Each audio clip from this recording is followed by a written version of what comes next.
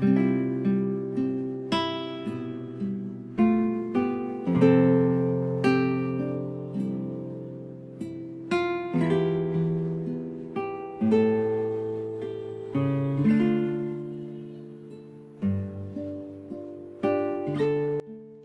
mabuting balita ng Panginoon ayon kay San Mateo.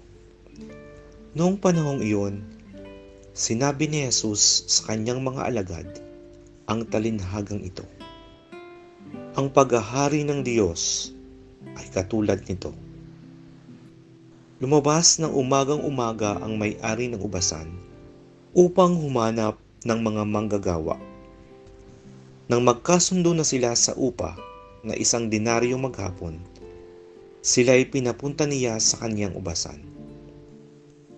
Lumabas siyang muli na mag-iikasiyam ng umaga at nakakita siya ng iba pang tatayo-tayo lamang sa liwasang bayan. Sinabi niya sa kanila, "Pumaroon din kayo at magtrabaho sa aking ubasan, at bibigyan ko kayo ng karampatang upa." At pumaroon nga sila. Lumabas na naman siya ng mag-12 ng tanghali at ng mag-13 ng hapon, at gayon din ang ginawa niya. Nang mag-15 ng hapon, siya'y lumabas uli at nakakita pa ng mga ibang wala ring ginagawa. Sinabi niya sa kanila, "Bakit kayo tatayo-tayo lang dito sa buong maghapon? Wala pong magbigay sa amin ng trabaho eh." Sagot nila. At sinabi niya, "Kung gayon, pumaroon kayo at gumawa sa aking ubasan."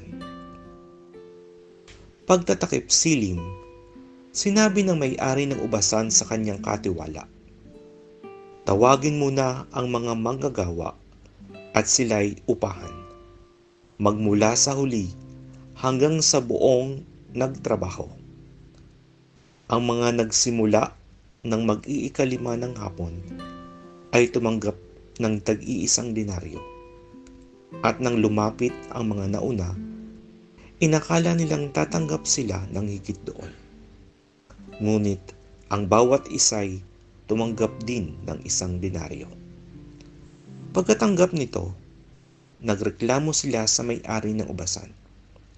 Sabi nila, "1 oras lang pong gumawa ang mga huling dumating. Samantalang maghapon kaming nagpagal at nagtiis ng nakakapasong init ng araw. Bakit naman po ninyo pinagpare-pareho ang upa sa amin?" At sinabi niya sa kanila, "Kaibigan, hindi kita dinadaya. Hindi ba't nagkasundo tayo sa 1 denaryo? Kunin mo ang ganang iyo at umalis ka na. Maano kung ibig kong upahan ang nahuli ng tulad ng upas sa iyo?